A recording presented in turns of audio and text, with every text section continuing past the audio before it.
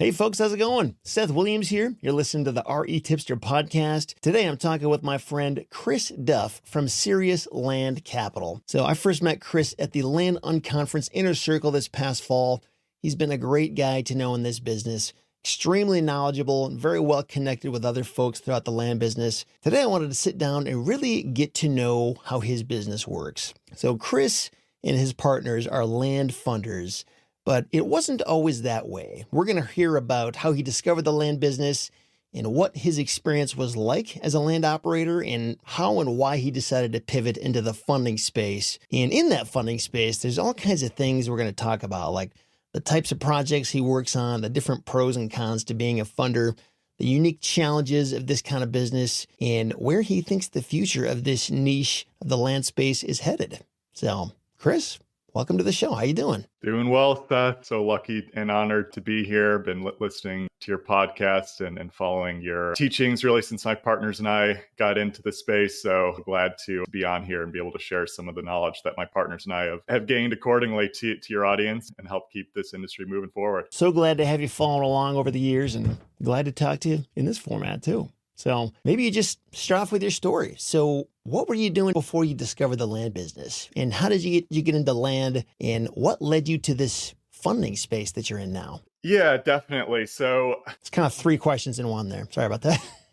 Yeah, no, fortunately, it's one I've been able to answer before here. And when anybody who might be considering entrepreneurship and so forth, asking, hey, what's the history and everything? And yes, some folks have a really smooth pathway. They just, find their niche right away and off to the races. I'd say that's probably the minority of folks that I know that have tried to pursue their own businesses and so forth, and mine was definitely the opposite. I'm a physician by training, medical doctor. That type of pathway didn't really fit with me, from dealing with hierarchies and not controlling your own schedule and so forth, and dealing with unruly patients and everything. And so I tried coming out of medical school to start a med device company with another friend and colleague at that time that crashed and burned kind of spectacularly. And then I was left at a reckoning. Okay, coming out with a medical degree here, this business didn't work out. What other skills can I build up? So started learning more in the internet marketing space, eventually joined a company that was doing crowdfunding marketing agency out in San Diego, like for Kickstarter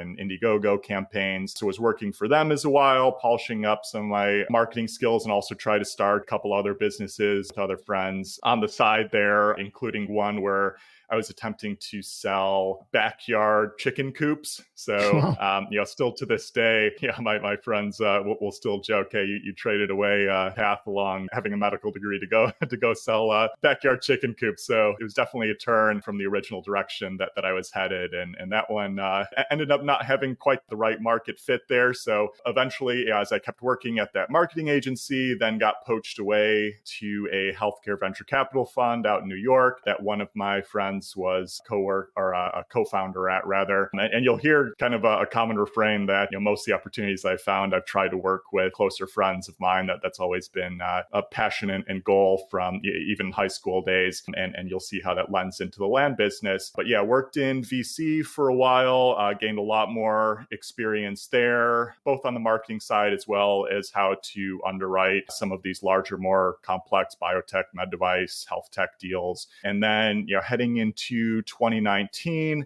after doing that for a few years, one of my other closest friends who had been working in Wall Street for a time, he was planning on leaving that industry. We are close high school friends and had always intended to work together. The timing was right. So I decided to leave VC then as he was leaving his position. And so we started exploring a whole bunch of different companies. We had a big spreadsheet just trying to outline what are the best opportunities to go from a monetary upside perspective to room for growth in the market, how much freedom would it afford us? And so we looked at all kinds of things, from like dog walking business, pet insurance. We looked at multifamily investments as a limited partner, for instance. My friends and I had been in crypto for a long time, close to 10 years or so at this current period in time. And, so we looked at, could we do Bitcoin mining, guys? We'd moved down to Texas and doing like flare gas operations. So a whole grab bag of different opportunities that we looked at, but ultimately settled on land in late 2019 as we were introduced to this individual that was running about $1 million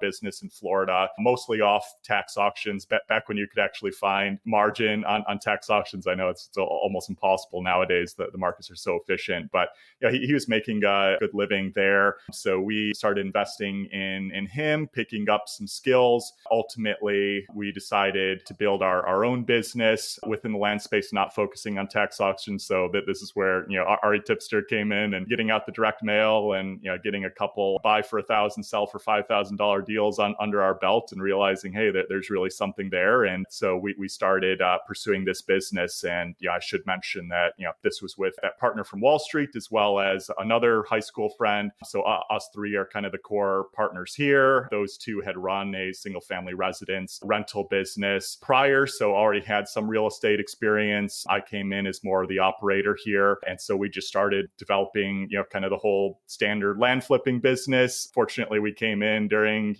late 2019 through 2020, 2021. Those type of markets, might never come again, where it was, very easy to buy, very easy to sell. You get a lot of mistakes out of the way. Hindsight's always 2020. Probably could have earned a lot more money with the experience we have now. But, at the same time, it was great downside protection because we got out a lot of rookie mistakes compared to today's market where it's far less forgiving and you have to be a lot more careful with your investments. So, we did that for a few years, but ultimately as this industry has continued to grow and you get a lot more capable individuals who pursue, deeper and deeper niches and more specific marketing techniques, think like the Callens and the Ajay's and so forth. And, my partners and I were kind of looking at ourselves like, this is not really our primary benefit that we can bring to the industry. Like, we're not the best marketers out there. We're not the best at talking to sellers, but what we do know is we know how to structure capital. Fortunately, we have a fair amount of capital to work with to put into deals. So, this was at the time when a lot of the coaches in the space were advocating for people to use OPM, other people's money, try to scale up your business by going after bigger deals, even if you have to share some profits with funders. And so ultimately, just about a year ago, a little over that, we decided to completely stop marketing out on our own and just start advertising ourselves as funders. And it was much better kind of service market fit. And we've grown tremendously since then as we've settled into this. Yeah, that's really interesting to hear about your journey, man. Sounds like, so after the whole like medical device thing, it's almost like you were trying to do anything but become a medical doctor. Right? I mean, you listed off a lot of different things you did. It's actually funny though. I hear from time to time from active medical doctors and surgeons and stuff like that who are trying to get into the land business. Just kind of goes to show like being a doctor with all the work it takes, all the money and time and all this stuff, it's kind of portrayed as like this glamorous, like this is the epitome of existence. Like this is what everybody wants, but like not really. Like it has plenty of drawbacks and hidden costs and not hidden costs that go along with that too. So just interesting to see how that works. Yep, absolutely. And even my friends and colleagues still in the medical space, some that really, really loved medicine, just gung-ho, do it in their spare time and everything. I mean, most of them are pretty burnt out, working, even less than 10 years out of school here. So, I mean, that's a whole nother discussion podcast we could have. I know there's a lot of other folks discussing that and the issues of the healthcare system and paperwork and the burnout and so forth. But you got to take the pros and cons of different paths in life. But I knew this one would work out better for me. And even with the ups and downs, because, during that journey, there were plenty of times where things were going better and then, not so good. Like we had a really rough 2022, nearly didn't make it out of that, had to buckle down and kind of consider, hey, is this even a viable business for us anymore? And ultimately, sometimes you just need to stick with it long enough, stay in the market and be able to pivot accordingly. And once we found out that, hey, our niche is really becoming a funder in the space, that's when we were able to start accelerating again and build up our revenue and profits. It's also interesting when the moment came came when you realized like this land flipping thing, like this isn't for us? Like we're going to let go of this dream to pursue a different dream. So I think that's something a lot of people understandably have a really hard time with, is knowing like, when do you call it quits? At what point do you just say, you know what, I tried it, I don't get it, it's not working for me, or maybe it used to work for me, but it's not working anymore. How do you know when to pull the plug? Because it's kind of like the opposite of this glamorous thing that everybody likes to talk about, is like, I succeeded, I hit this home run. We're talking about the opposite of that. Like, I'm hitting a low point, I'm at the end of my rope, I can't cut it. I feel like it's not talked about enough. It's like, how do you know when to abandon an idea and just go in a different direction? It sounds like, I don't know if it's easy or not, but you guys had a different direction you could pivot in somewhat easily because of your background with underwriting and venture capital and all this stuff. Like you kind of got that world. And also the market was sort of headed in that direction anyway. Was it difficult for you to say, well, you know, we're not going to do land flipping anymore. We're going to totally hit the reset button and do this thing instead? Like, was that a long, difficult process to get there? Or was it a pretty natural, like you figured it out pretty quick because you just knew what else you could do and be useful to the market? Yeah, great question here, Seth. Fortunately, this particular pivot was more of the latter, where it was more of kind of a natural growth within an industry that, you know, we had already developed, you know, a few years worth of experience and had already reached success and previously funded internally using friends and family capital and so forth, and then have already underwritten hundreds of deals at that point. So, you know, it was a little easier for us to pivot there. But yeah, I mean, your question about when to potentially quit or move in a different direction, I mean, that's that's kind of the age-old and golden question here. I know Seth Godin's written a book about it called The Dip, for instance. You know, I read that in the past during other transitions in my entrepreneurial journey. The only thing that I really try to keep in mind, and again, I've failed at plenty of things, probably will fail at many others over the course of my career. And when you look at the stats, like, don't feel too bad about it when you look at the rates of business success in the US, because I think the stats now for like finding a business that at least succeeds for at least a year, you have to on average start at least 7 businesses. So like I think I'm on like number 7 or 8. So I'm right in the middle of the pack there. So just keep that in mind. But to me, the kind of analogy to keep in mind here is that when you're starting the business, even a lot of the times I wouldn't even worry about setting up your LLC or the branding or so forth. Just try to find somebody who's willing to buy your product or your service. Don't worry about all the legalese, anything like that. Just see if you can get some product market fit first off, and then fill in all those details later. And what it should feel like when you're on the right pathway is like if you're driving down a street and you're just hitting green lights. Like it's just, oh, I'm kind of just getting on a roll here. And there's not really any blockers that I'm feeling. That it's kind of an instinctual feel that you'll develop over time. But that's what I really look for in any type of ventures that I'm going after. And again, speaking from experience where I was just routinely hitting yellow, red lights, dead end walls, all of that. Whereas, you know, when we were able to pivot to the funding model, that again was already an industry that we had developed a bit more experience, but it was just pivoting into something that was frankly more exciting for us, removing parts of the business that, like I mentioned, you know, we weren't that good at. That was a big kind of depressor for energy. And I really don't like talking to sellers or doing the marketing and so forth. So, you know, when I could remove that, it was actually an energizing feeling to go into something that I knew we were more suited to, and luckily started hitting those green lights almost immediately within the first couple of weeks. So affection of kind of luck there, as well as, seizing the opportunity. Yeah, I like that analogy, the hitting the green lights. It's well put. Sometimes given what you said about it takes, 6 or 7 or 8 tries before you find one that works. It makes me wonder, I don't know that you have the answer, but it's like, if I know I have to do all these tries and a bunch of them aren't going to work, like, how do you do this in such a way that each failure isn't catastrophic? Like, it doesn't just completely wipe you out financially. Like, do you set aside, I'm going to put 10 grand into this business, and I'm just setting aside that money to burn. If I don't make money by the time I'm out of that, then I'm done. Like, is it, you just kind of think through it that methodically? Or, I don't know, I'm sure it depends a lot on the business itself and your financial position and all this. But I don't know, when I think about how I go after a business, like, if I believe in it, I'm going to kind of wipe myself out financially until I decide that it's not going to work. But I wonder how I could protect myself and safeguard so I don't do that, you know? Yeah, different risk tolerances, different personal situations. Some folks, they might have already accumulated a pile of money from their W-2 that they have set aside to start a business. Others are earlier in their career and don't have that opportunity. So, you might have to start like a lower cost business, like,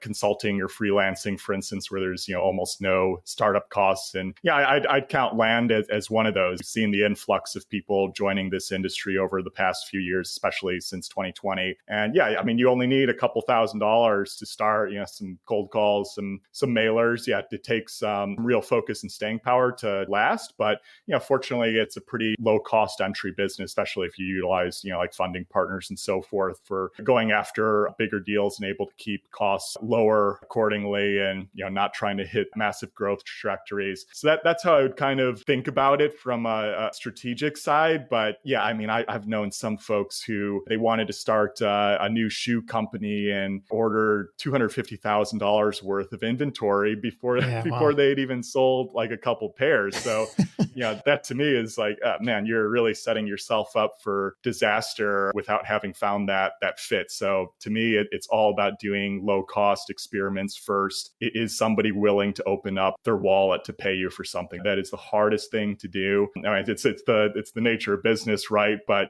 as soon as you find, then start gradually increasing the amount of expenses into growing accordingly. And yeah, whether that is bootstrap, slower build, or do you need investment from outside partners? How fast you're trying to grow? I mean, those are whole other questions to look in, and largely dependent on certain industries as well. It's not like you can start a biotech company totally bootstrapped. So you just have to kind of pick a pathway that might be best fit for you. You mentioned are the three people total on your team? Is it yourself, Vivek, and Omar? Do I have that right? Everett is the other core partner. So Omar is another closer friend of ours, but he has had a background working at Blackstone. Also, more institutional background, has done a lot of real estate underwriting, especially in the commercial space. And so he serves as a consultant for us to assist with our kind of full spreadsheet due diligence pathway for late stage funding opportunities. So we were able to kind of triangulate across multiple different input and underwriting sources for our deals. Okay, so we've got Chris, we've got Vivek, we've got Everett, we've got That's right. Omar. That's the core equity partners. There's four. Okay, and do you each own like 25% or something, or how's that broken up? Yeah, sorry for that lack. So Omar is not an equity partner in the business. He's just serving as a consultant role. So we'll just pay him on a per deal basis based on the diligence he's providing. But in terms of the actual DBA, Serious Land Capital, Seeking Land is our LLC. It's just three equity partners split evenly. So, all the money going into the business equally split from an inbound perspective. But because we might each do different work, like, I'm more the front facing day-to-day operator. So, I have more upside from a profit perspective in the business, but that's able to change over time as we continue to grow and responsibilities increase and decrease accordingly. So Chris, Vivek, Everett, you're all 33.3% owners or partners in this. You all put in equal amount of money when a capital infusion is needed. What are each of your roles? Like, what specifically does Chris do? What specifically does Vivek do? And what does Everett do? And why is it set up that way?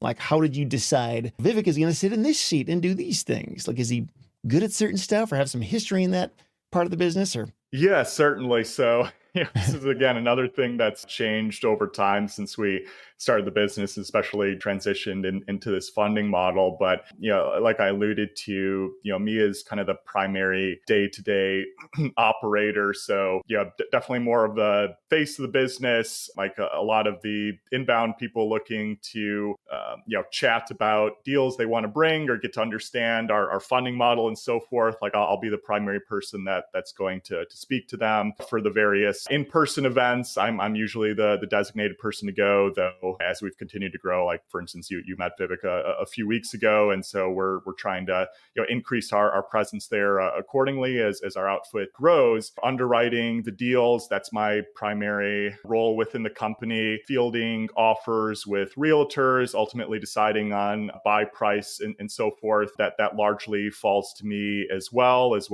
working with the clients bringing us deals, developing marketing strategies for our firm. So it's a mix of kind of a CEO, COO type role within the company, or even forgetting kind of like a chief investment officer. Yeah, more like kind of CIO role. I've never really cared about what those labels are, but some people can kind of orient what they might mean within a similar type of company. So that's largely where I sit. And then I have a Philippine virtual assistant who's our only core VA who works with us. And then we just have hundreds of various contractors that we're dealing with, other consultants, realtors, and so forth that we consider part of our business, but not directly part of our payroll.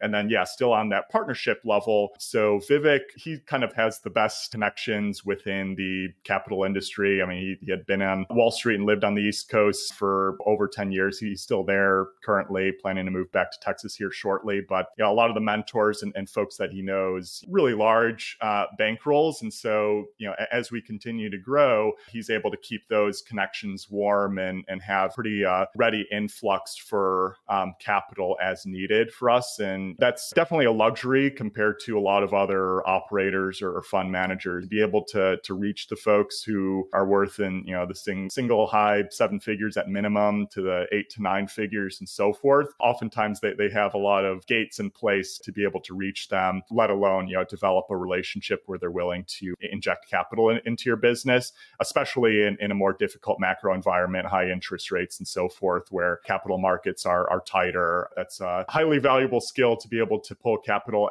as needed. So he helps out a lot from that perspective. And even if it's not as readily utilized as we are currently growing, it becomes more and more advantageous as we grow larger and need larger check sizes in order to keep our company rolling. Plus, he's just kind of accounting and math genius. He's valedictorian at our high school and everything. So I'm not really a math guy, so I can send all these other spreadsheet questions and so forth to Vivek and Everett and be able to not have to field that on my own. So he helps out a lot from the numbers perspective and capital structuring. And then Everett he didn't go to law school, but he basically serves as an in-house attorney. He works at a hedge fund in New York currently, but handles a lot underwriting and the legalese for their deals. So we were able to in-house our LLCA agreements or, a number of our funding legal documents and so forth, things that might cost tens of thousands of dollars from hiring another attorney. We were able to do all this in-house. So that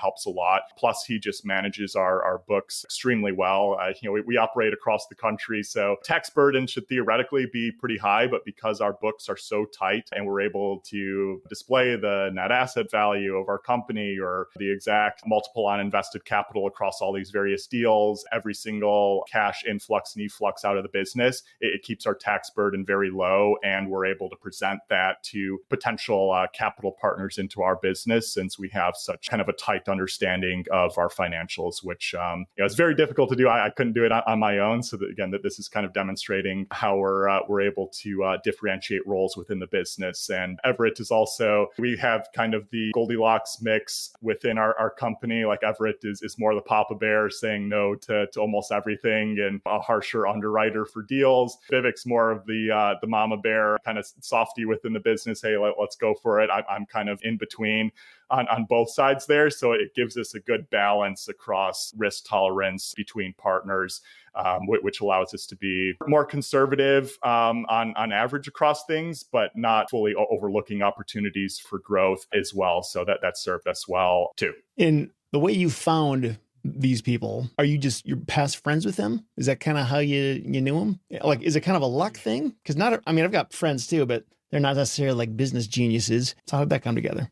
Again, this is just super lucky for being high school friends. Vivek and I met our senior year in high school and really just hit it off. We've been best friends effectively ever since. We're in our mid-30s, so this is coming up into 20 years or so of friendship. Everett was 1 year below us, but he had always been friends since high school as well. And I just think some of the people you hang out with, you start figuring, hey, what's our real interest? What are we talking about outside of school or hanging out? And a lot of times it would focus on general macro or microeconomic items going on in the news, or hey, we're look at this new business model, this new tech firm that came out. How are they growing accordingly? So a lot of our our conversations were heading that direction anyway, or, always think, how could we monetize this idea accordingly? And so always more business oriented. But that's one thing, obviously the next step of actually building a business together is a whole other animal. And it's definitely not for the weak of heart. You got to have a strong stomach for it. We've had some very difficult discussions, to put it lightly. Again, that could be a whole other podcast in and of itself, of how to work with healthy partnerships and also being friends too, and how to mix that, not take things personally when things get difficult and so forth. I've made probably every mistake in the book so far, and deep scars from mistakes having been made. But, fortunately, we've been strong enough to make it through all the hurdles so far. But I wouldn't have it any other way personally. I think when you can succeed with friends in a business, like there's almost no greater feeling, and being able to provide other opportunities for other friends and family and help grow their wealth too. It's just so exciting for us. Yeah, I know. I haven't had a ton of experiences like working in a business context with friends, but I have had some. And you're right. Inevitably those hard conversations come up. And I think if you've got maturity on both sides, like you can get through just about anything. And it's actually kind of feels good to get through that and realize like we had this hard conversation. We both came out of this better. It's kind of like building a strong marriage, like it's inevitable that you're going to have these moments of tension and conflict, for lack of a better word, but it's not all bad. And I think everybody kind of grows in maturity when you can get through that stuff. So yeah, that's cool, man. Absolutely. Yeah. Like you mentioned the marriage part. I think we had talked about before, picking a partner for, a spouse is probably the most important decision in your life. At least I would say so. Yeah, picking business partners would be a close second there. Arguably even more than my wife, like I'm more intertwined financially with Vivek and Everett, just such deep roots and tendrils that, pulling that apart would be a multi-year journey at the very least. So before you get deep in with somebody, you really have to understand what's at stake.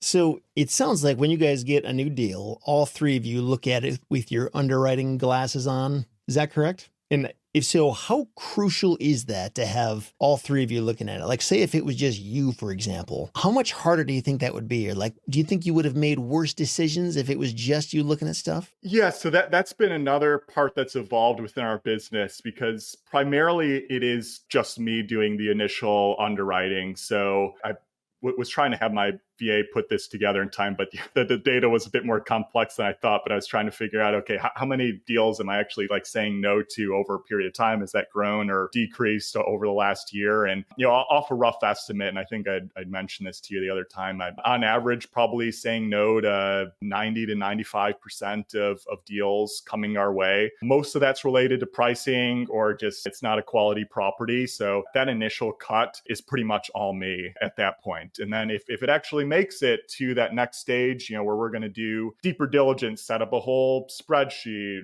start the realtor conversations, figure out the utility situation and any other kind of key diligence, which I'm sure we'll get into. That type of stuff would only happen after that first cut. And generally that is where I'm going to have my VA set up the initial diligence spreadsheet. Then I'm actually going to have our consultant and friend Omar fill in that whole spreadsheet. And then, so he's going to assign a value of what he thinks it's worth.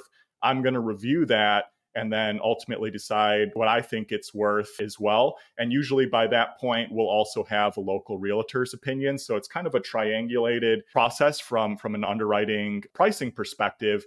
And we also have historical analysis of where all of our properties have sold in relation to what we expected them to be, especially according to what the realtor mentioned. Because oftentimes, hey, it's just part of the business. Like the realtors are more optimistic for what they anticipate selling a property as. But most of the time, we're selling at a bit of a discount from what they mentioned to us. So we have that all built into our spreadsheets based on all the historical analysis of our deals, whatever a realtor tells us. We have to take off, 7.5%, 8% based on what we've sold it before. So we have that built in with Omar's valuation, with my valuation. And so then all of that is present on a final dashboard to where me, Vivek, and Everett will then have an investment committee, usually every Friday, where we go over where I present, hey, that this deal is basically all set for funding. Here's all the diligence according to what we've gathered so far. Here are the risks here. Are they worth taking? meeting. And ultimately at that step is where we'll decide as a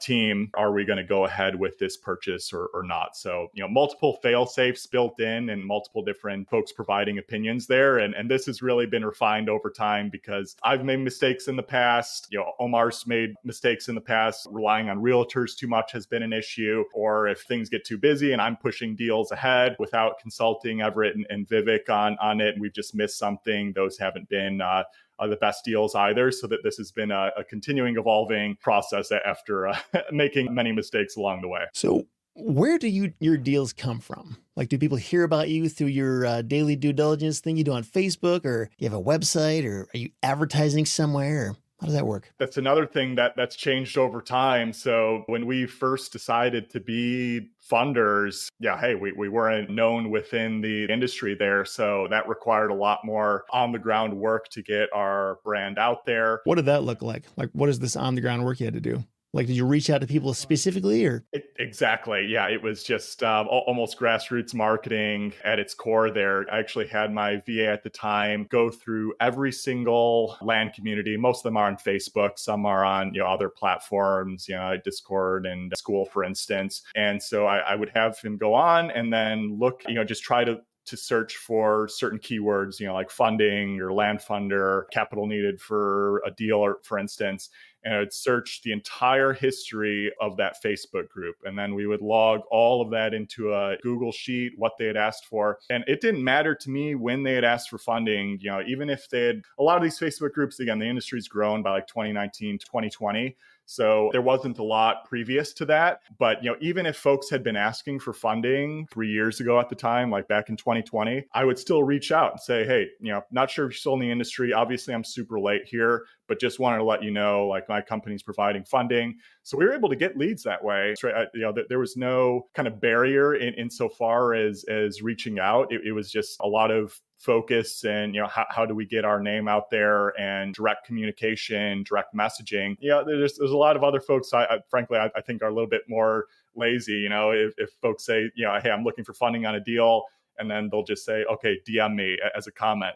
That's not really building a connection with somebody. So I put in the extra effort to, send over our whole website, had the whole FAQ built out. Here's our criteria, everything like that. So that helped us stand out, I think, as, like in our name, a bit more of a serious operator within the funding space. So that's how we initially started. And then, there were a couple areas, Fund My Land, which I know is a pretty basic website. I won't get into, what we're trying to build one that is a bit easier to use from a user experience perspective. But, we got on there, so we were able to get some leads from people reaching out accordingly there. And then, there was just some kind of word of mouth over time as we started to work with some folks. But, it was really a lot of that initial hustle of just anytime somebody posted something about funding, we were immediately on top of it, trying to follow up and seeing if we could work together. Yeah, I will say I admire that approach, not just posting some, hey, looking for a funder? Because I can't stand that when people do that, and I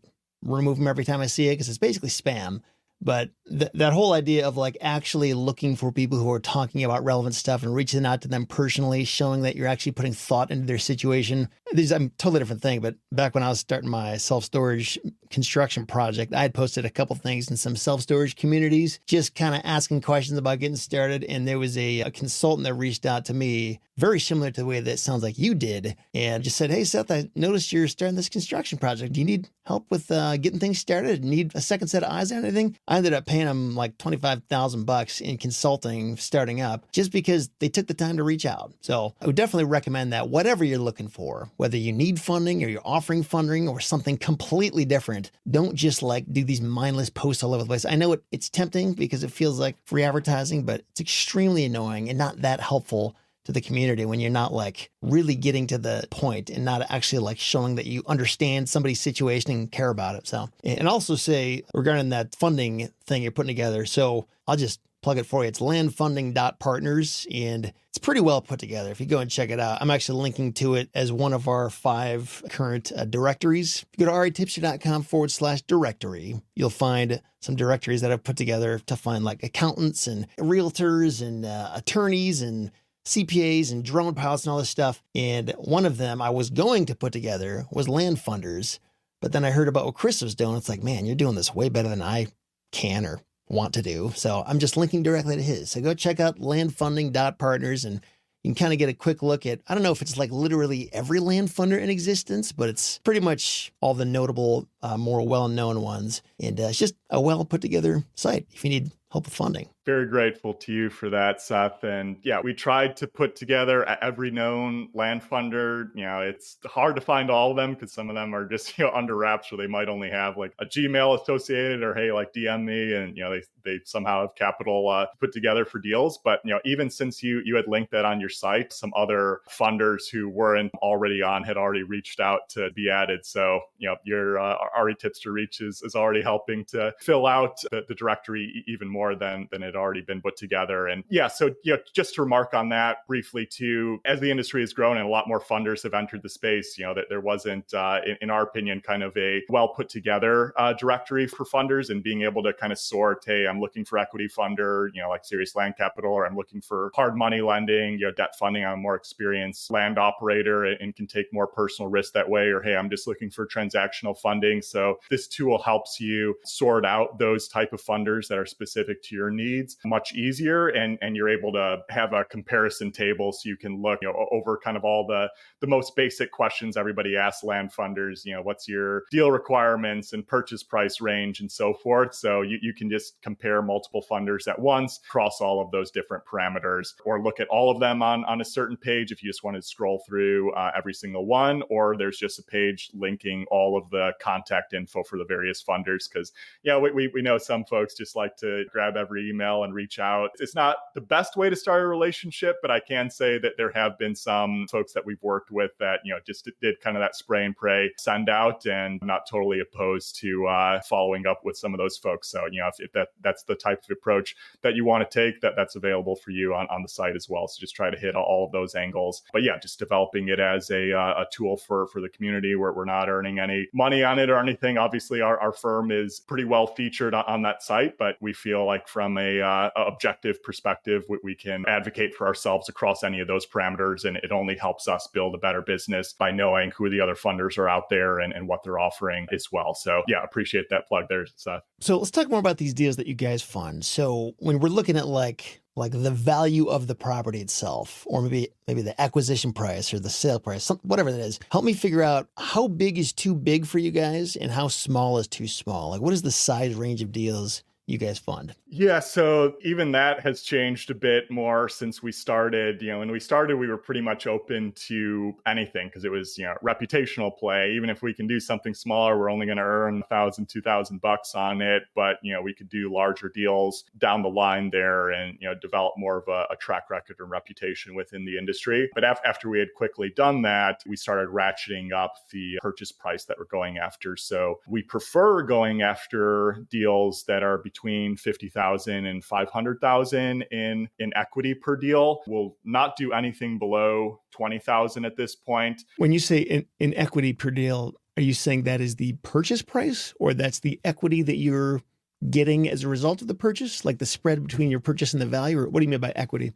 Yeah, so that would be the total cash injected into the deal at origination. So that allows us to go after larger deals. Like we could go after a $2 million subdivide if the seller is willing to hold debt on the deal. But if we're able to get it for like a 20% down payment, and then, there's various other engineering, clearing costs, whatever that equal out, or, it doesn't have to be exactly 500,000, but around there, that'll make the deal far more attractive to us because, cutting a $2 million check, we could put that together, but the amount of risk that we're putting into one deal just doesn't make sense for the current size of our business. We try to diversify over, a larger number of assets.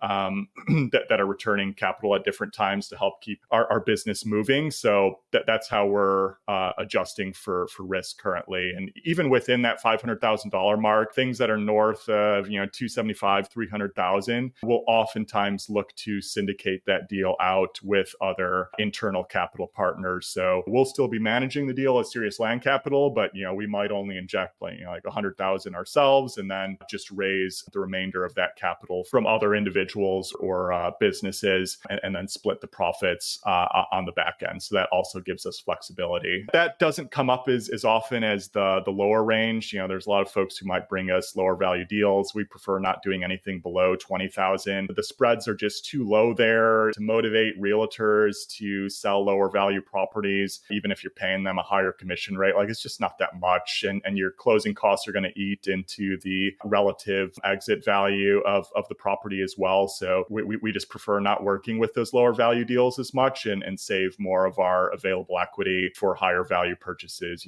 50,000 plus. So going back to the valuations that you were talking about earlier, when you or Everett or whoever looks at these things and figures out, what do I think this thing is worth? Like, what is it likely to sell for? What are you looking at to get these valuations? Like, tell me all the sources, which ones are most important, and then how often do you end up being wrong about those valuations, for better or worse? Like, how accurate is it in the end? Yeah, judgment is always the hardest thing to figure out as an investor, right? I mean, it's something Naval Ravikant talks about often, and it can be such a long-term metric to check in on too, because you could have just gotten like really lucky for 6 months to a year. And frankly, that was us. Anybody who was operating in the land space in 2020, 2021, you might have thought you're the best investor in the world.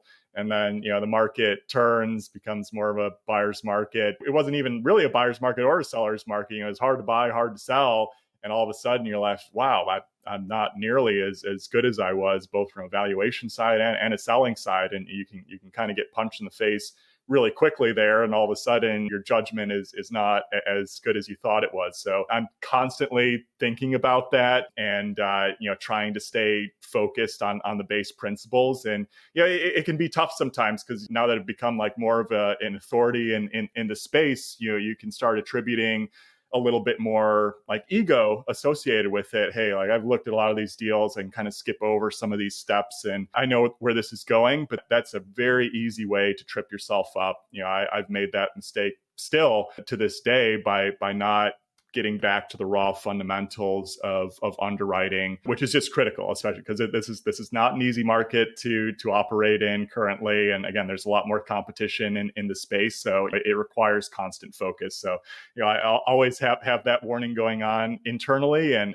try to mention that to as many folks as possible. Is number one rule in business: don't lose money. That's the name of the game here. So you just have to be conservative. But when it comes into the actual strategy and tactics here. So there are multiple touch points whenever a deal is coming our way. So let's just, for instance, say somebody, I should mention, we get, a large range of experience level from investors sending us deals. So some might have only been operating for a couple of weeks. They send us, hey, here's, an APN, the county, purchase price, anticipated closing date. That's enough for us to get started. We'll advertise. We want to be simple to work with. We're not going to require, written OPVs, opinions of value, or CMAs from realtors just to get started. Like that, frankly, we think that's a little complex and not that necessary in our experience. But let's just say, I get that initial deal in with just the base amount of info. What I want to do first is just check the basic principles of that deal. So I'm just going to pull up my land ID, which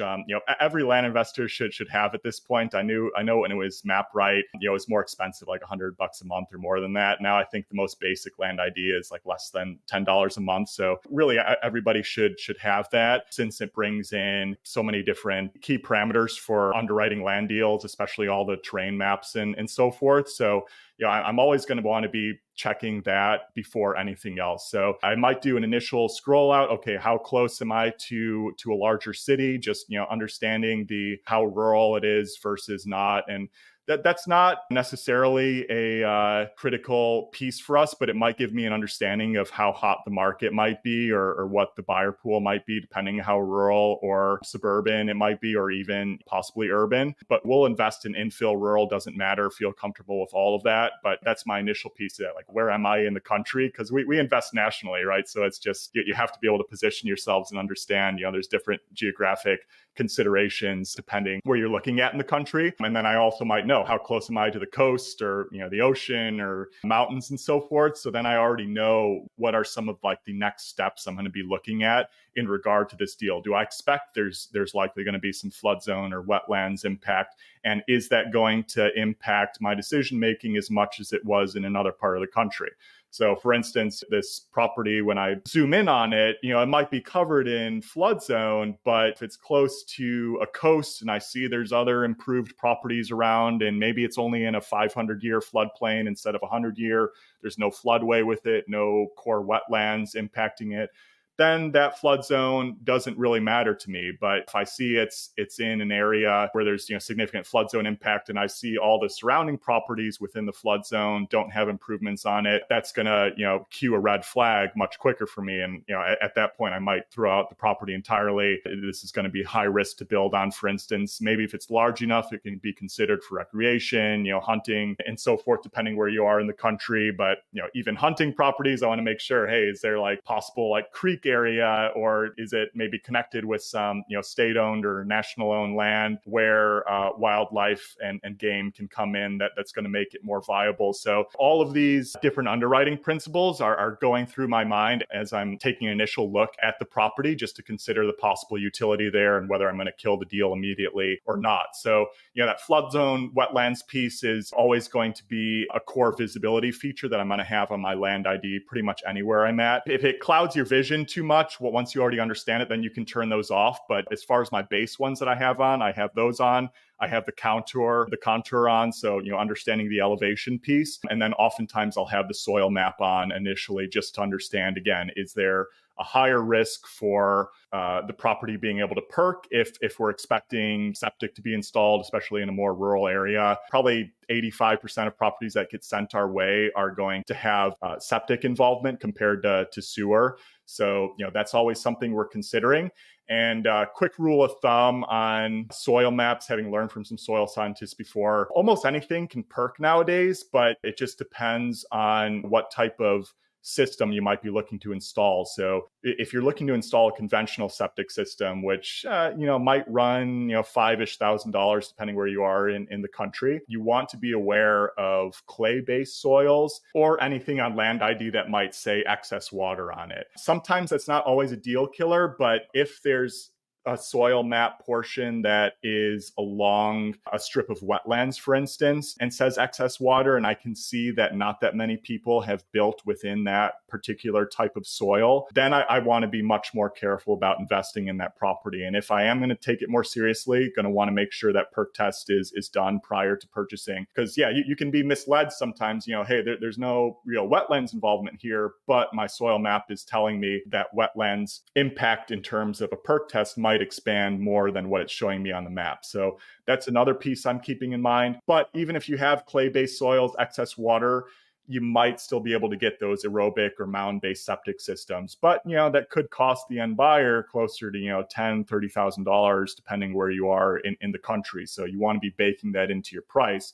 And then how does that compare to other properties that are currently comps on the market in relation to what your total exit value is going to be? Were they able to get conventional systems, or did they already have aerobic or mound-based systems built into that anticipated exit price? So, these are all things going in there. I actually learned an interesting trick on that from David Hansen, who you introduced me to, episode 176 of the podcast. He was talking about wetlands, and something I'm aware of is that a lot of times those are wetland maps, like just the map itself on Land ID is not necessarily right. There's a lot of flaws in that. However, if you just call a wetlands consultant and have them do like a desktop review, so they don't actually have to go there, they can just look at it with a more critical eye and understanding what they do. They can usually get like a pretty accurate, 90% accurate look at that to like confirm or deny the likelihood of actual wetlands, regardless of what that wetlands map says. So when I heard him say that, I was like, oh yeah, that totally makes sense. But in case anybody out there has never thought of that, just keep in mind, you can always just call a consultant and get their quick 5-minute review. And I don't know if they charge for that or not, but it can at least give you more confidence on whether this is actually a wetland concern or not. Precisely. Yeah. Leverage experts whenever you can. Yeah. So I want to shift gears here, talk a little bit more specifically about how you partner with operators. So question number one is, what is the typical profit split between you and the operator. And when I say operator, I'm talking about the person who finds the deal but doesn't have the money and they need the funding. So what is that typical profit split? Does it depend on like their level of experience, or is it just, that doesn't matter, it's just the quality of the deal? What would impact that? Yeah, so a mix of all of the above. We've built out a lot of custom agreements for various deals here, but I'll just mention kind of standard parameters. Let's just assume it's a vanilla deal across different purchase price ranges. So generally, if we're going to be purchasing below $100,000 purchase price here, not expected market value of the deal, we'll start at a 30-70 split, 70 in favor of you as the land investor, for instance. And that will be a time-gated approach. So if we're able to close within 60 days,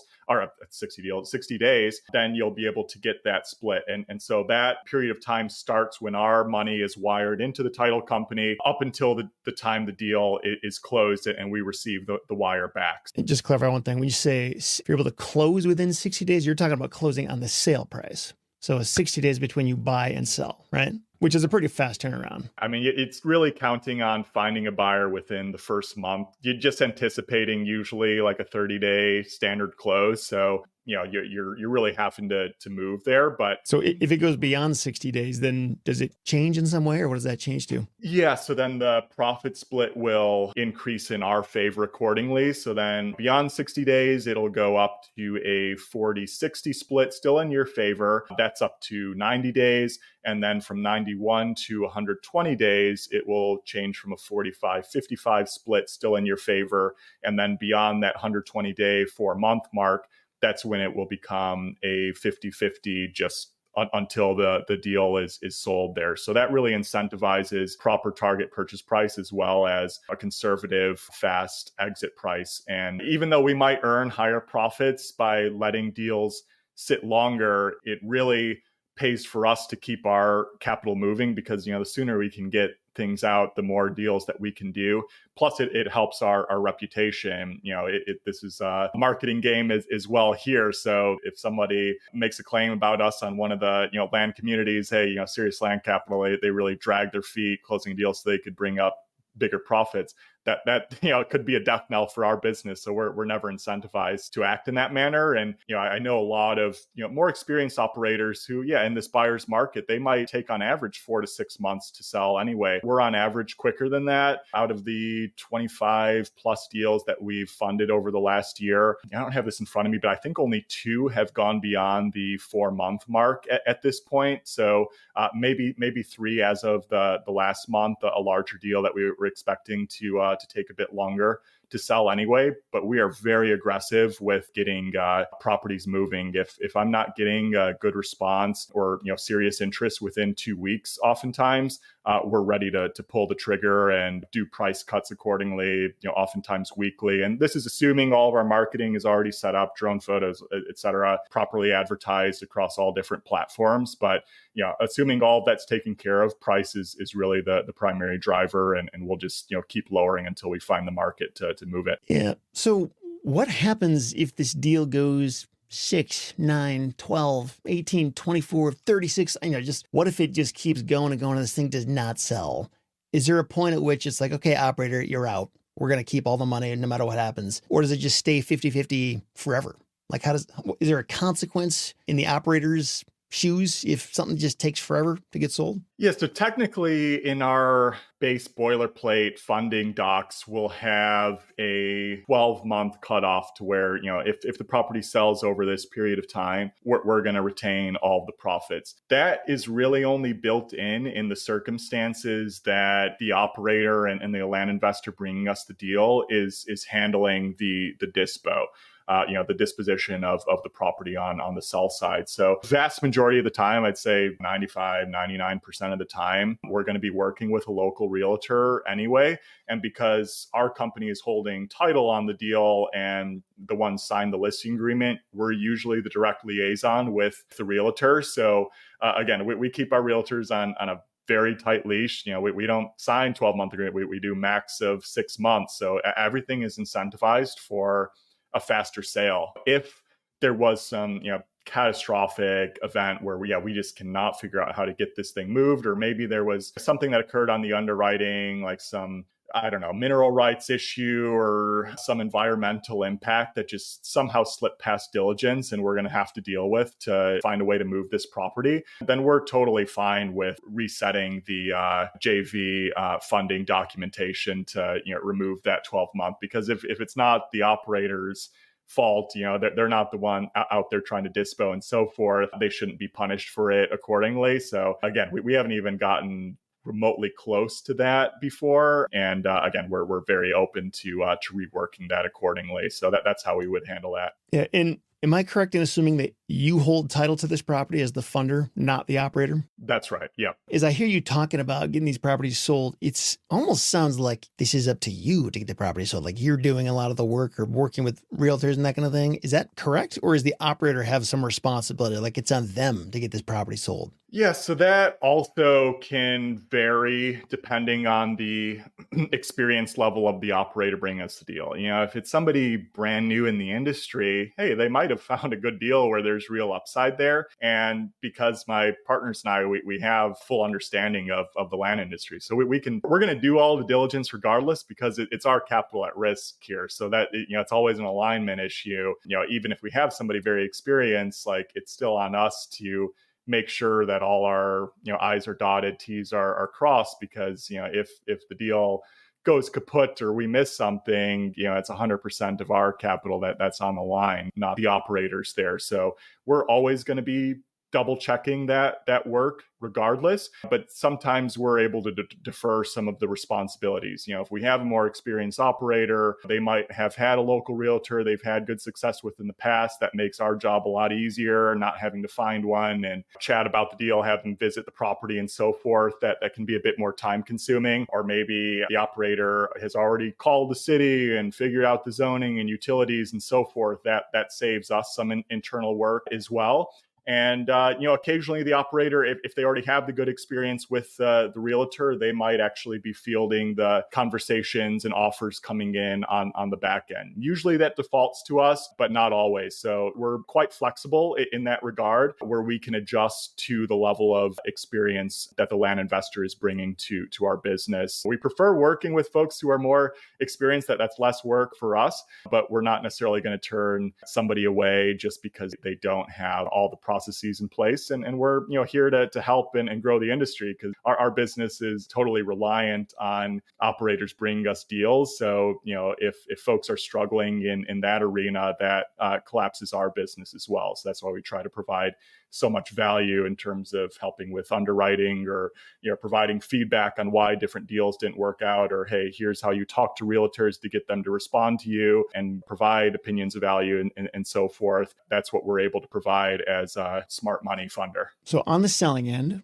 when we're trying to get this property sold, does the operator have any responsibility whatsoever, or is it zero? Like it is 100% on Chris to find the agent and work with them until it gets sold. That's kind of what it sounds like, but maybe I'm misunderstanding it. Yeah, again, because it can range there. So, finding the realtor is probably the hardest part to do. So that's great when an operator can bring us a solid local realtor. And we're pretty choosy with them. And we'll bias ourselves to working with hyper local realtors who ideally have sold a nearby comp within the lagging 3, maybe 6 months. So that's our primary target when it comes to realtors, versus somebody who might have 3 or 4 counties that they work with in the area, and we might have worked with them before, but they don't necessarily know the hyper local area that we're looking at. So to me, I'd be more focused on finding somebody who's hyper local rather than somebody I already have a relationship with, unless I know they can operate in a larger area. So finding that realtor is the most critical piece, and we can do that, or the operator can do that. And I should just mention an aside here, just because anybody doing bigger deals, you're oftentimes going to be working with local realtors there. I really like to get them on the phone and get a better understanding of how they're thinking about the property compared to getting written CMAs or OPVs, because oftentimes I don't find those that valuable. Certain infill areas where markets are very efficient, yes, those numbers can be more reliable. But when you're looking in a lot of rural areas, those type of CMAs are oftentimes not telling me anything that I don't already know. Because by the time I'm chatting with a realtor, I've probably already comped out the property anyway. And so that's not necessarily helping me get a better understanding of whether to pursue this or not. So I want to talk to somebody who has the on the ground knowledge. What are buyers looking for? Do they need surveys done? Are perk tests necessary? What's the build type of activity there? Is there seasonality in the market? How intelligent is this realtor speaking to me? Are they responding to my texts or my calls more often than not? Or is there a big lag time in between there? If they're not really responding to me, they're probably not going to be the best from incoming buyers as well there. Or can they tell me much more detailed knowledge? Like, for instance, we were looking at a property in Colorado where a lot of inventory on the market, but there was a lot of differentiation and variance in the type of properties. And this realtor was able to tell me, hey, your property is actually positioned much better because the way the geography and terrain is oriented, an end buyer on this particular parcel is not going to get like 60 mile per hour gusts coming in this direction. So that's the type of info that I need to hear in order to make proper buying decisions that aren't necessarily going to be conveyed over a CMA or just kind of simple text or email conversations with realtors. The reason I'm asking about this stuff in terms of whose responsibility is it to sell is because the way I've seen other funders do this is they put it totally on the operator. Like, you are the operator, get it sold. We don't care how, but get the thing sold. And that's kind of the reason why there is that step down in the split as time goes on. Like, if it takes more than 60 days, now we're at 60-40. If it's more than that, now it's a 50-50. It's almost like a motivator for that operator to like, hurry up, like get it sold, keep going. But it sounds like you're kind of doing a lot of that. And in some situations, it sounds like it varies. But it just makes you wonder, like, it almost sounds like maybe a potential misalignment. Like, if there is a change in the split as time goes on, then maybe it should be on them instead of on you. Like, why are you doing that work? Or am I misunderstanding something? Or maybe it wouldn't change things in terms of how that's supposed to work. The alignment, you can look at it in a couple different ways because, and this is something like my partner Everett will harp on more than anything is, just in regards to the alignment, like ultimately we have to trust ourselves internally to get things to move because it's 100% of our capital, right? Like it's all upside for the operator, assuming we're able to sell it profitably. So even if their split might go down over time, it's still just pure profit, not necessarily impacting their day-to-day business. Maybe they need some of those funds to market out more or try to grow their business in other ways. But for the most part, in our experience, like folks kind of hand off a deal. And, they're not necessarily that interested in maintaining, the dispo side of the business anyway. And frankly, from like a reliability perspective and incentive, we want to get our money out ASAP and also try to, hit the profit margins that we're orienting to. And is that in any way a conflict of interest? I mean, I'm not in any way saying you would do this, but in general, if a funder is in charge of the selling process, and if the commission split goes more and more in their favor, the more time goes on, wouldn't that be an incentive for you to just kind of sit on it for a few months until it takes longer? Whereas if it's the operator's job, it's like, no, I'm going to get this thing sold because I want the most money out of this thing. Do you think it's a thing, or would that ever be a concern? Or it's almost like if you are going to be in charge of selling it, then automatically you get more of the profit because you're doing a huge part of the job that they don't have to do. Yeah, it is. And I mean, that's something we grapple with sometimes. I know some of the funders will operate in different ways of depending how much responsibility we're taking. You might change up the splits. It's sometimes something that we'll build into the agreements. Like, if we're especially taking a lower value deal, for instance, and we're having to do the whole ground up operation, we might ask for, hey, like a 50-50 straight off the bat here. So there is some customization that can get built into specific circumstances. But, like I mentioned a bit earlier, it's really a reputational type of thing because, there's plenty of funders out there. If we had like a monopoly on the industry, then the alignment could could be more set up in the funder's favor of like, well, people have to come to us anyway, so we can just sit on these deals and rack up as much profits as possible. But that's also assuming you have enough capital to be able to turn over, because that's the risk of the game. There's plenty of folks who have sent us over deals where they presented it to another funder, and then the funder was maybe anticipating on another close happening and didn't. They don't have the capital to close. So you could play that game, hold on to properties for longer, try to generate more profits. But if your business is growing at the same time and you don't have that replenishment, or you can't just pull in more management equity to invest into deals, you're playing a very dangerous game there that can also hit your reputation. But again, on the flip side, if you somehow developed a nefarious reputation as a funder where people are thinking, hey, like they're not fielding offers properly, or maybe there's not an ongoing dialogue, I feel like they're hiding something from me, and just to rack up more profits, then you're not going to get repeat business. They'll just go to another funder who might, operate in a faster way. So there's built-in checks and balances in the industry. And we feel over time that we've always acted in the best interest of our clients, because the more business that they bring to us and word of mouth and everything is only helping us, regardless of potentially lower profit splits coming to us if we move on properties faster. So hopefully that answers a bit. It's never like a fully easy answer, but on average we're always trying to move things ASAP, especially since we pursue cash sales. And part of what I'm getting at with all these questions, or I guess just something to understand, is that this whole land funding profession is absolutely not an exact science. It's not an established thing where it's like, this is the way it's supposed to work. Every funder I've talked to handles things a little bit different. And it's kind of about figuring out, okay, what is the balance that works for us and that operator? So that's kind of why I'm trying to figure out, Chris, like what's working for you?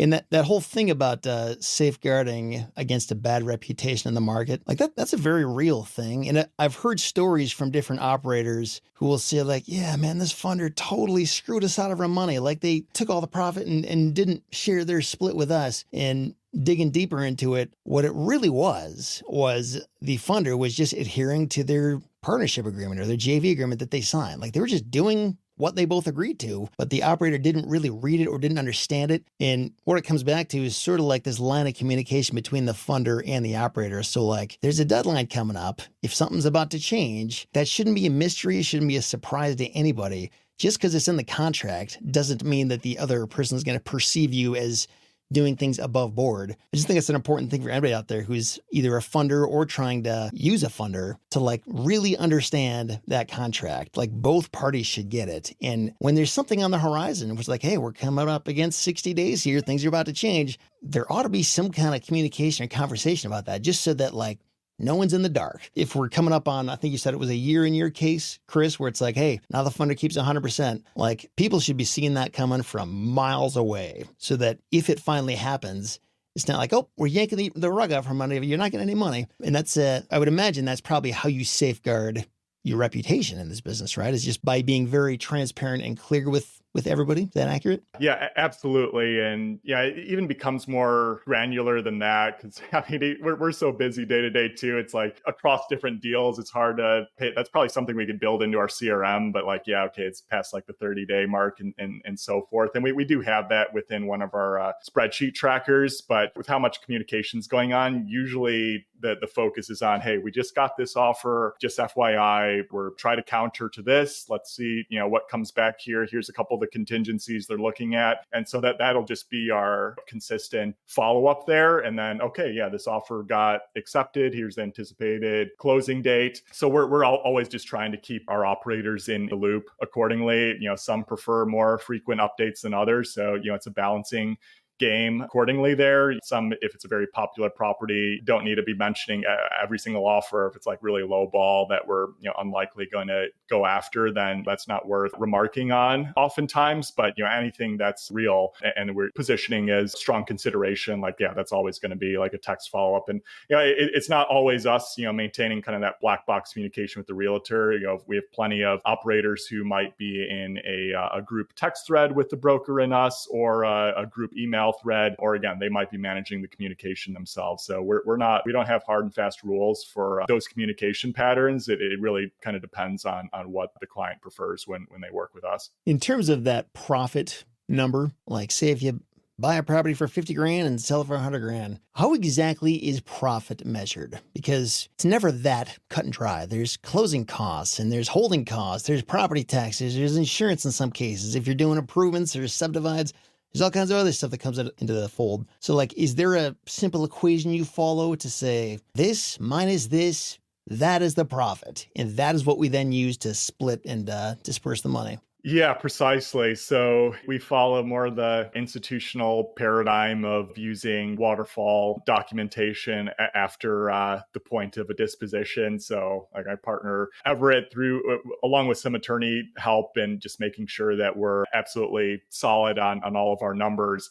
We'll make sure that the waterfall is conveyed properly within an Excel spreadsheet at the point that we're going to be wiring profits over to the operator that brought us the deal. And, according to such and such amount of days, here's what the split's going to be. And sometimes it might just be like a pure 50-50 too. Like anything we do above 100,000 purchase price is usually going to start at 50-50 anyway. So depending on the risk of the deal and so forth, that's going to adjust accordingly. But generally within the waterfall, and any type of costs that we covered in the business are going to be paid back first. So, that's going to be the purchase price of the property, any related costs to, say, marketing photos, like did we have to spend on anything on a drone or survey or perk test and so forth. All those costs are going to be funneled back to our firm first as having covered those costs. We have a couple variable costs, rarely more than $1,000 per deal that might cover our due diligence that Omar does on the deal, really ensuring that all the numbers are aligning prior to us purchasing. If there's a little overhead covering some of the work that our VA does on the deal, for instance, or covering a little bit of the legal expertise that consult through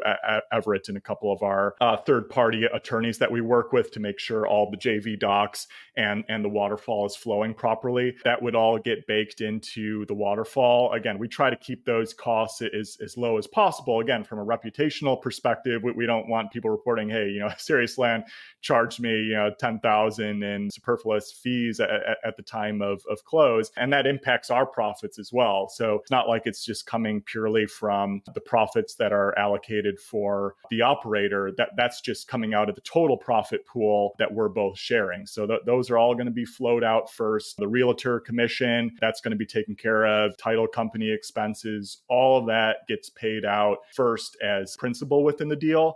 And then after that is when the actual profit is calculated there. So, depending on what those splits look like, that's how we end up at that number. So it sounds like you cover pretty much 100% of costs once the deal lands on your table in terms of like due diligence, marketing to sell the thing, realtor commissions, all that stuff. Who covers the costs on the front end with the acquisition? Like if somebody finds a deal with direct mail, like you're not covering that, right? Is the operator paying for all that and you start covering costs once you enter the deal? Is that accurate or how does that work? That's precisely right. Yeah, there's some funders who will engage in covering marketing costs for more of an exclusive relationship with an operator. Some folks have approached us about that and we've looked at that. We ultimately, it wasn't the best fit for us at that time. That's not necessarily saying it wouldn't be the best fit for us going forward, but that's a whole nother consideration because when we left the direct marketing space, that saves us a lot of variable costs and overhead within our business, but we're also taking a hit by having less profit margin on deals. So we have to do a higher volume as well as reduce overhead costs to account for the lower profit that we're taking on a deal by deal basis. So that's something that we'd have to keep in mind before potentially funding that doesn't necessarily have a guarantee of finding us more quality deals because there is no guarantee within direct marketing there. So it is an option, but I don't know that many funders who are handling the marketing side. But if the originator or the operator, they might pay EMD on a property, or maybe they cover a couple other costs associated with the deal before we're brought in, then those would also get incorporated into the waterfall. So that would also get paid out back to their account prior to the profit split. So ultimately, everybody's assuming the deal is profitable, which is not always the case, but we do everything we can to make it so everybody will get paid back first, and then the profits will come into play. So how often do these projects involve like subdividing or entitlements or improvements or like not just a straight flip? Like there's extra costs in work required to like do more to make the property worth more.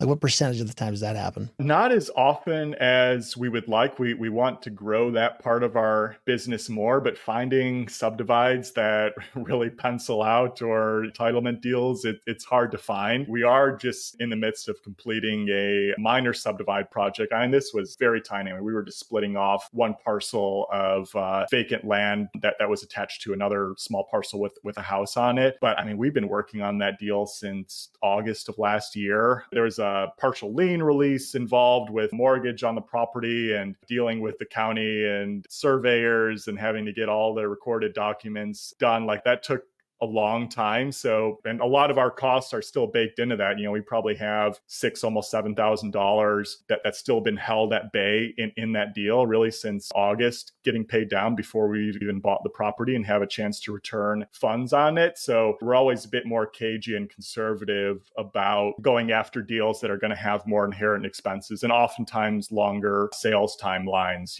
Minor subdivides, maybe you can move everything in 6 months, but oftentimes longer. So we just have to bake all of that in accordingly. Same with entitlement deals. And again, I don't know how many, if any, if you've ever done like an actual proper subdivide or like a platted subdivision or something like that. But when I think about those projects, they inherently require more work. Like somebody's got to find the surveyor and communicate with them and get stuff recorded and all this stuff. Who handles that work? Is that the operator's job or is that your job? Does Chris have to go and do that stuff? Yeah, so that's where we can have some variance as well for some of those type of deals. Some folks who have brought us subdivide opportunities are much more of the on-the-ground operators. They're out visiting the property. They might even be handling a lot of the dispo outside of realtors. They might be running Facebook ads or setting up a land buying expo, which can actually work well for subdivides. You just say, hey, we have a whole bunch of land to sell this weekend. Come out here and you can sign some paperwork. Works better for owner financing, but it's an option to offload some properties quickly, even before you close and survey out the child parcels. So you might have operators like that who are providing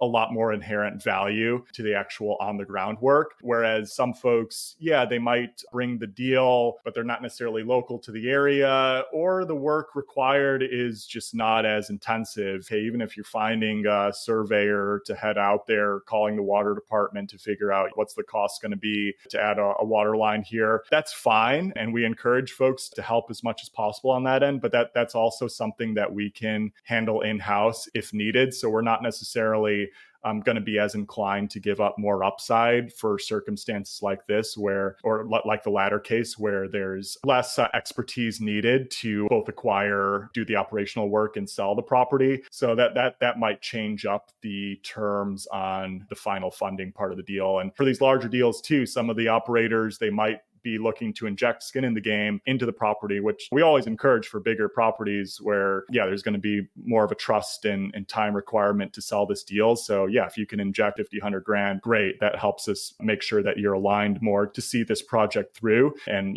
encourage more splits in your favor. But because of these various factors that might change the custom criteria in regard to what the final profit splits might be for those type of projects. I'm sure you don't have a direct answer for this because it depends on so many different things. But like, say if I brought you a deal and I wanted you to fund it, it requires maybe 200 grand of funding to buy this thing, but I want to put my own $100,000 into that too. So like you put in 100 grand, I put in 100 grand. How would that change all of this stuff in terms of who holds title? What's the profit split going to be? Who's in charge of what? Like, I got to imagine you'll almost hit the reset button on everything, right? Because we both have our necks on the line in the same capacity.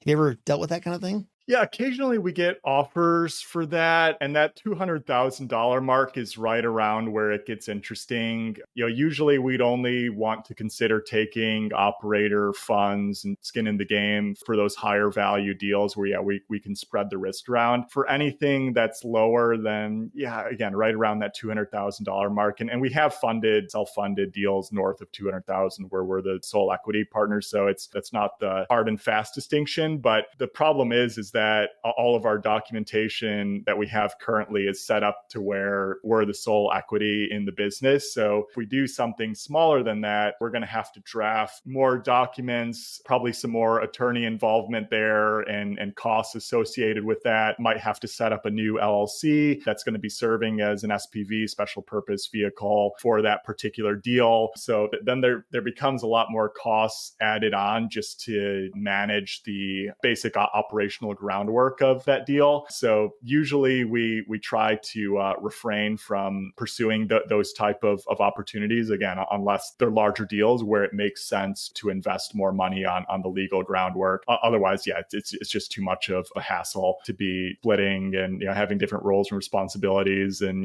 different types of title situation. Do we have to do like joint tenants and more complicated for the title company and everything? So it's a whole nother can of worms that you'd have to think carefully before engaging in. I've gotten to about half of the questions I wanted to ask you, but I know we're going a long time here. I'm going to try to wrap this up relatively soon here, but one of the questions, and this is something where I've heard conflict arises between operators and funders, and that is who gets to decide what that listing and sales price is going to be? And at what point do we accept a lower offer versus not? Maybe one party thinks, hey, I think we can get higher if we hold out. The other party's like, no, we got to sell it now. And also the issue of seller financing. Like, do you ever offer that as an option when you sell properties? And if so, how do people get paid? And when do they get paid? I'm going to go out on a limb here and assume that you get to decide on all that stuff as the funder since you're holding title. Correct me if I'm wrong, and then let me know, just elaborate on that. How does that get handled? Yeah, certainly. So within our documents, ultimately, we have the final say-so on accepting an offer or not to sell a property. Again, this is where the alignment piece comes back in and where there could be potential reputational damage because the funder abuses that, takes an offer that they didn't consult the originator on or hadn't discussed prior. That's just going to leave damage. You might lose a potential long-term JV partner on deals, or they might leave you a bad review on some of the various communities or bad word of mouth. Like all those are disastrous to our business. So I hammer in that point because it's really to these funders' advantage to be as open and communicative as possible in finding solutions and sales prices that best suits the needs of each partner in the deal. That being said, prior to even listing a property or even before funding it, we're going to have a conversation with the operator, what we anticipate selling the property for, and our anticipated strategy for price cuts and so forth if we're not getting the interest that we're anticipating. And we actually have built in within our documents, again, prior to even funding, is a base clearing price, indicating that if we get an offer that is at least this amount, and there's no crazy contingencies, like a 90-day close or other random things some buyers might throw in as wrenches into a deal, but let's just say kind of a standard 30-day close, whatever this number, we're just going to accept that. So we're already have an understanding that that this is a threshold that's going to work for both of us here. Anything below that is going to be a discussion. And while, our firm is a title holder, still ultimately could say, hey, no, this is the best option to go for. It still gives us an understanding of anything below this number we're going to be bringing to you, discussing it. Here's the pros and cons, why we think it'll be better to take this deal versus trying to stay on the market longer. Hey, maybe we just misjudged this market entirely here. This thing's been sitting for 3 months, and secret, not so secret in the industry, but oftentimes you might get greedy off the bat where, hey, you get an offer that's like not quite where you want right off the bat, but usually offers don't get better over time. They usually get worse or at best the same. So the market will tell you very quickly whether you're on track or not with your pricing. And so even if we get a offer that's a little bit below our clearing price threshold within the first couple days of listing the property, if it's a quick 30-day close, for instance, no crazy contingencies, usually we're going to take that. We'll always try to counter. That's just, I know it goes against the Chris Voss, never split the difference, but splitting the difference is oftentimes just part of this industry, and you don't oftentimes have that much negotiating power in a buyer's market here to just say, hey, and I I'm not going to accept this lower offer here. Like usually I'll just throw out, because buyers expect that anyway, and most of them will accept. So throw out your counter, or maybe you want to counter on something within the document. Hey, I'm not going to cover your survey costs, or I'll take like $1,000 off so you cover the survey yourself, or I want to cut down on the due diligence time period. Like I'll always have something that you're going back to the buyer with, and and try to squeeze as much purchase price as you can out of it. But that's always going to be our strategy. And if we can't extract anything more, we'll go back to the operator, say, that this looks like it's going to be the best option for us. We did all we can here, and then we'll anticipate closing. So again, it always comes back to the communication element.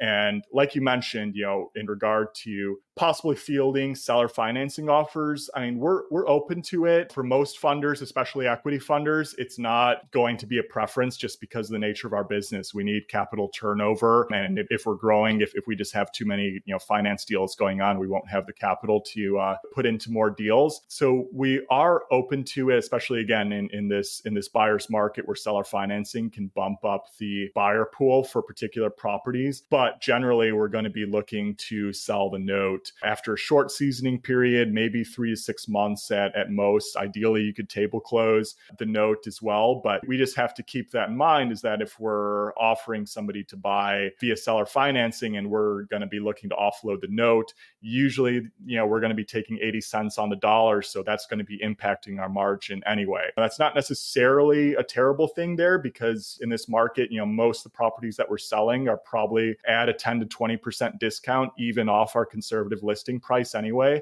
So, you could keep cutting on a cash perspective, or potentially sell for a little bit higher finance, anticipating selling with a 20% discount after a period of time. So, you just have to weigh that with your underwriting as well on what might be the best profit accordingly. And usually for seller finance, in terms of profit splits, we'll get paid back all of our principal first, and then 50-50 thereafter if it gets into payments, especially, or anticipating a note buyer comes in there. So this kind of going back to earlier with the due diligence side, like when you're doing deal intake, are there any ways that you've been able to screen out bad deals to avoid wasting your time with them? Like, what do you expect the operator to come to the table with to save you time on due diligence and ensure you're not looking at a junk deal? Are there certain things that you'll just automatically say no to, and you say, hey, operator, before we even start talking, make sure you've answered these questions and check these boxes, and then we'll start looking at it? Or do people just like dump all kinds of junk on your table, and it's up to you to figure out if it's a good deal or not? Yeah, it's unfortunately more of the latter than you would hope for in this industry. And some folks learn that lesson quickly and realize, hey, this was bad criteria, I'm going to change that up. Some folks just don't learn, and we might not prioritize trying to work with them as much going forward. But I mean, it's so simple, right? For a lot of funders, check out, a lot of us have websites and, kind of, basic FAQ or deal criteria. Just take 60 seconds to check that out really quickly. Like, it'll show you, hey, we're looking for, on average between 50, 500K purchase price, nothing below 20. Yeah. If you send us, a $10,000 deal, that just tells me, hey, you probably weren't paying attention. And even if you didn't check the website, oftentimes when I'm, introducing myself to people, or they ask criteria, hey, I'll just text over, here's some of our base stuff. So, usually that info is very easy to get a handle on. But even beyond that, I mean, if you're sending something over that's just landlocked, or you haven't done the basic diligence, you send something over where you might have already spent like 2 hours on the deal, comping it all out, but then I pull it up on Land ID and it's covered entirely in wetlands, and that's just kind of embarrassing on that side. And hopefully learn the learn the lesson afterward to do a little bit more upfront work. But just making sure those key red flags are dealt with. And then I mean, the pricing side is more difficult. That's why I run like that Land Daily Diligence Facebook group, because most of the errors made in underwriting is from a pricing perspective, not necessarily from like a geography, deal, terrain perspective, for instance. So pricing it's really, really hard to do well in land, and requires constant practice. Like there's an art to it. It's not just a pure science. Even me doing, underwriting, virtually every day or every business day, looking at hundreds, thousands of deals at this point, like I'm still learning new tactics to utilize in this space. And, especially when you're, trying to invest nationally or across different geographies, like there's just almost an infinite of material that you can learn accordingly there. And again, kind of requires constant work. Like even when I took a break over the holidays, or Christmas, New Year's and so forth, like I was rusty coming back to it. So, it's just something that requires hours and hours and hours of practice to find those right pricing mechanisms. And sometimes there's not like a key answer. You might have to go to a local realtor and just kind of throw your hands up and say, can you visit this or check out some of these key issues here? Because it's just impossible to tell based on, the lack of comps or the aerials, what might be going on with the property. So, the pricing piece, you can send deals our way on that Land Daily Diligence. I'll try to provide, as much info as I can, help you become a better underwriter. But that's, don't hang your head too much if you're off on that, because, most investors in the land space, it takes years to get better at that particular piece. And, even though my like deal requirements might say, hey, like I want 50% of market value, just like, most funders, like my 50% is probably going to be different than your 50%. So, don't get too hung up on that precise pricing there. Just send some deals our way. We'll provide feedback, and we'll help you center in on, how we evaluate deals more. So then you can bring us one that's going to be a better fit in the future. For people to be featured on this Land Daily Diligence Facebook group, do they basically just go to seriousland.capital and submit their property there? And is that how they end up with you reviewing it that way? You can do that, or you can just email directly to me or Facebook Messenger. Any of those paradigms is fine. You can text me a deal too with my direct business line number. That's also on the website. So those are all options to do that. Deals that come in, because the Land Daily Diligence is not necessarily just for deals submitted for funding. Even if you don't plan on working with us, or hey, you just want an extra pair of eyes, or you haven't got a signed purchase contract yet, you're just trying to value the deal better before you interact with the seller. Because that's always a better option, right? Before settling in on a purchase agreement, then it's easy for me as the funder to say, this is way overpriced. Now you have to go renegotiate. Like that's a really hard conversation. So if you can settle in on your price prior to setting expectations with the seller, that's always going to be a preferred option as well. So you can definitely send any deal that way. And even if you submit on our website for funding and so forth, I'm always going to be double checking with you before featuring the deal on the live Facebook, because I know some people would prefer to keep their deals more private. I provide as many safeguards as possible. Like I'll never mention what the precise purchase price you have it under contract for. Trying to keep some of the key details back with the expectation, hey, like we're trying to build a trusted industry here. Folks don't go trying to poach deals and so forth from each other. Like it's always going to come back to bite you in the end. But nevertheless, try to provide those safeguards accordingly, so then you can still get the full value from the service being provided there. But rest assured, you won't be featured unless you've given explicit permission. Well, Chris, totally appreciate your time and pulling back the curtain a little bit about how your business works. If people want to learn more or work with you, is it just seriousland.capital, or is there some other place they should go to connect with you? Yeah, that's our base funding website. So you can reach out there, submit a deal there. My email, chris@seriousland.capital is there, as well as my number, or join the Land Daily Diligence group on Facebook. Free to join, free to get any help on that. That's always going to be a free resource.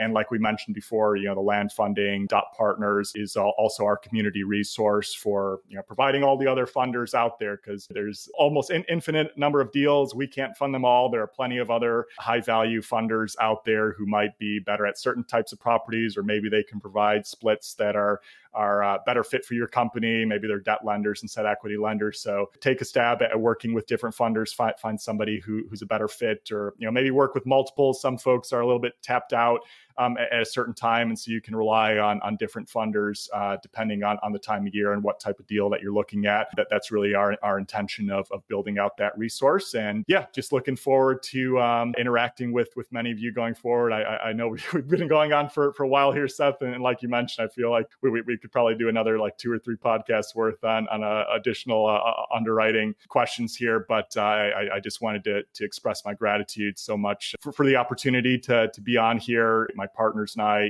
even with the success we found in this space, like we really owe you a debt of gratitude. We wouldn't have been in this land space operating without all the expertise you provided across our REtipster and all your various resources. I mean, yeah, back in the day, getting started on this, just reading every single article you had posted, every single comment, back when the comment sections was still available on your site and everything, but buying the postcard templates and so forth. So just immense value provided to us. And, it's so grateful to have gotten to know you more over the past several months as well. That's awesome. Appreciate the kind words, and really glad you've been able to find help there and be part of the community for so long. And it's really cool to see what you're doing for the land space today.